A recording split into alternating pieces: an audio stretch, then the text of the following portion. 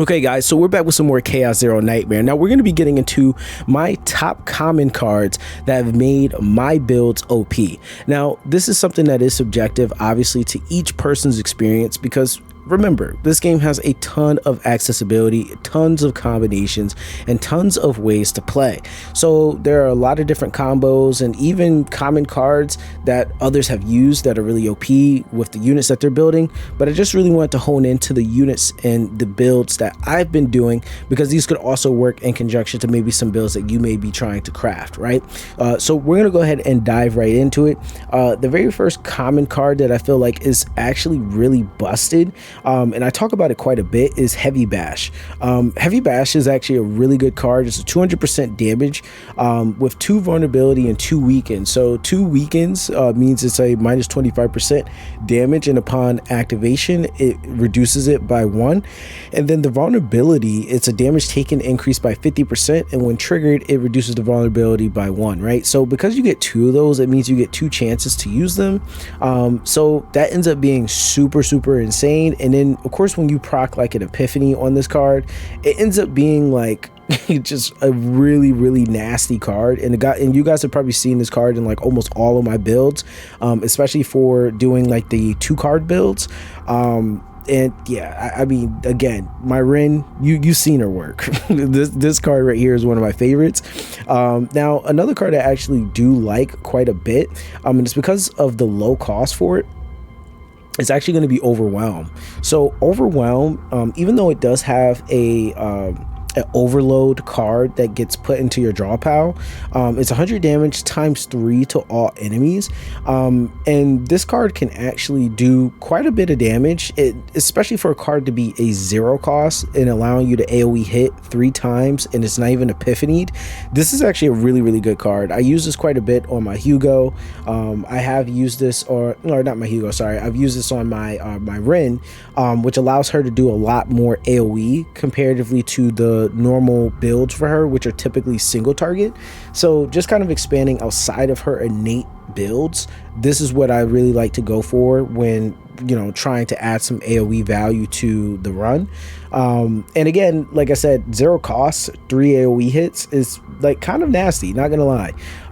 Now another one that I actually think is pretty good, because it's kind of almost the same thing, but it's because you get the 2 vulnerability with it, is Shock. So Shock is actually really good, because again, damage taken increased by 50%, with the 200% damage to all enemies, something I can use on my Hugo, for example, especially combined with the Commence of War, where he's going to be able to follow up, or I may be pairing this up with other cards. Like for example, there's another card we're going to be talking about that's a 0 cost, that's even more insane than this one in my opinion, but this card definitely does put in some work. So I would say I'll probably put this more in a little bit of an honorable mention in comparison to the other cards, but it is still really good. Now going into this next page, this is where we kind of get into some of those support cards that I really want to talk about. The first one is actually going to be Tactical Reformation. Tactical Reformation gives you an ego skill reduction, right? So it makes it to where your next card or next ego skill you use is reduced by 1 point. But the nice thing about this is that this is something that I like to pair with my ego skill gain cards, so I gain the points fast, but then I can also reduce the cost. So it kind of allows me to utilize other ego skills that I maybe might not have been able to use right away. And this could be, obviously, like I said, make or break for a run, but it's a really good cost for a 1 cost, or a card for a 1 cost. And because it's helping you use your ego skills a lot more quicker, that's something that, like I said, just is a big play for like your characters or your support staff. So like Mika, for example, can hold a card like this. Now another card that I actually really like is the Rally. Rally basically will increase the action count of your enemies, but it also then allows you to draw a card, right? Now, why is this important? Well, because your enemies have X amount of turns before they do damage to you. So if you can increase how many turns they have before they hit you, it just gives you more chances to use your cards, because every time you use a card, it basically will consume a turn or make the enemy take a turn, or really it counts down a turn for them to go, right? So the more that I'm able to increase the duration that I have, the more cards I can get off. I can heal more. I can brace for, you know, the damage that may be coming in, give myself more shield. So this ends up being a super busted card in my opinion, especially because of the fact that it's 0 cost. So it doesn't actually affect your build at all in terms of taking away from your AP accumulation. Now outside of that, I would say these other cards were pretty alright, but those are some of the more broken ones. Now, going into this page, I will say when we're talking about farming, right? Because that's kind of like the whole premise of like what you're doing. Financial Therapy is actually a really good healing card because if your HP is full, it gives you 30 credits. Now, the thing is that like if you actually are having a pretty good run, Financial Therapy is actually a really good card to have because every time you get to use it, it will allow you to be able to, you know, like I said, get more credits, which will allow you to buy more equipment or other skill cards so you can develop your build a lot better in the run that you're doing in your 0 system, right? So again, this is definitely a little bit more on the honorable mention side because it's not necessary, but it is nice when you are able to use that in those scenarios. I will say a super busted card, Wind of Relief.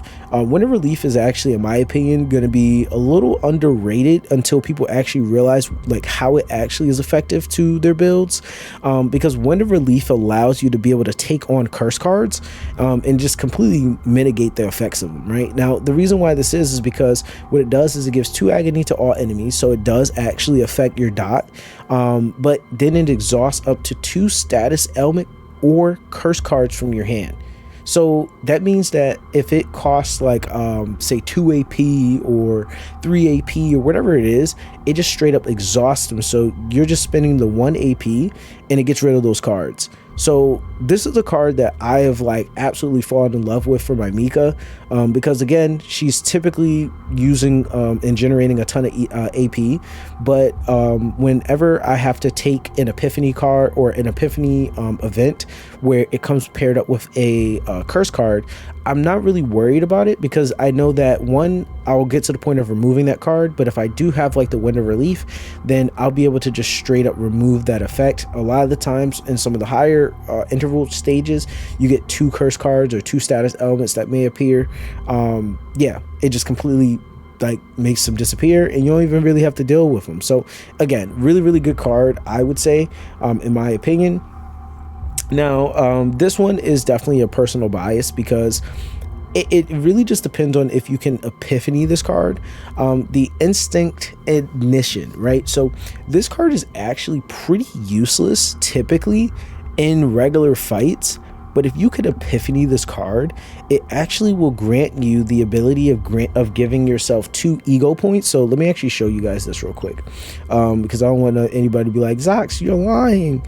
If we actually go over here to my Mika build, save data, I actually have it epiphanied here where it will gain 2 ego points. So I don't actually use it for the first part because you can't really make any epiphanies happen when you're in like anything outside of 0 system, but I can generate 2 ego points, which means that that's like 2 turns or 2 bars worth of card usage that I just don't have to actually worry about, which is again really disgusting when you really think about it. It makes your build and really honestly your usage of your ego skills a lot quicker.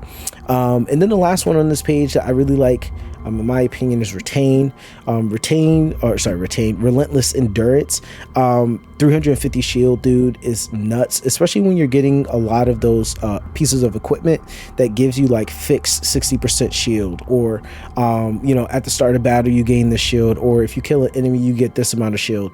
If you get this card literally can be life-saving like in a run. This card has saved me so many times because I personally don't run like a full send quote-unquote shield unit. So yeah, having this as a potential outer build card to put on to my Ren, for example, is nuts. And I know if I was even running my Maribel, this would be an insane card to also add to her, because again, it's 350 shield, that like I said, just can be life-saving in any given run that you do. So yeah, those would be the ones from this page that I definitely think are pretty good. Now we're getting to some of the juicy ones, right? So this card in particular is probably one of my #1 go-to cards if I can get it in a run, and it's going to be Maneuvering Fire. Maneuvering Fire has Outbreak of War, which Outbreak of War actually makes it to where you can place this card on the top of your draw pile at the start of battle. Any time I have the opportunity to basically epiphany this card and copy it, I will. Right, like it is insane. So you can add vulnerability to it. I think you may be able to add morale increase to it. I know there's a couple of different variations when you epiphany it, but because it is able to stay on top of your pile, this actually ends up being a absolutely amazing card for farming and AoE farming, specifically when you have a ton of enemies. So I actually have a Hugo build where I have 2 of these, which I'll show you guys that real quick. Right, I have two of these cards in my Hugo build, and it is really busted, right? So I have one applying weaken, right? So apply weaken to all enemies, which is the minus 25% damage, and then I just have like that general one here, but it is copied. So yeah, I kind of get the pop off with that build, and they're both 0 cost. So like I said, it is no penalty other than the fact of it taking up a turn for me to be able to use that. So yeah, Maneuvering Fire I feel like is actually really disgusting. Another one that I actually really like a lot is probably going to be I would say I do like Atomic Decomposition. There we go. Because this card, typically I will give it to my Mika, and this is a card that works extremely well if I want her to do some damage and ignore shields. So this is a little bit of a taste of not having to deal with the shields on an enemy and being able to just directly do 230% pierce damage to all the enemies on the field. This can hit like a truck, especially when you have advantages attribute in the dungeon. And if you can duplicate this card, it is even more insane. Epiphanies also make this card ridiculous, by the way, but it is a card that works extremely well against you know, the super heavy shielded units, especially if you're not using a character that innately is able to do something like this. So this card ends up being one of my favorite cards for my supports if I want to build a little bit more damage or have a damage build variation for them, which Mika can have, right? So yeah, that paired up with her other innate AoE damage ability is like pretty huge. So yeah, I really like that one quite a bit. Outside of that, now these cards I will say are actually like some of my favorites. Is 2 in particular here. Strategic Start Point gives me 2 ego points. Obviously when you epiphany this gets even better, but again, like I said, being able to use your ego skills are really important in my opinion. They really can help out the fight, especially if you have certain units doing X amount of damage, or you need the, like say for example, you need morale boost, or you need, I don't know, heals, right? Strategic Starting Point is really good for that. And then of course the Pulverize. Pulverize is actually one of my favorite cards in the entire game. Reason why is because it's an attack weakness, so it always hits attribute advantage, right? So it's 150% damage times 2, and then you get to draw a card.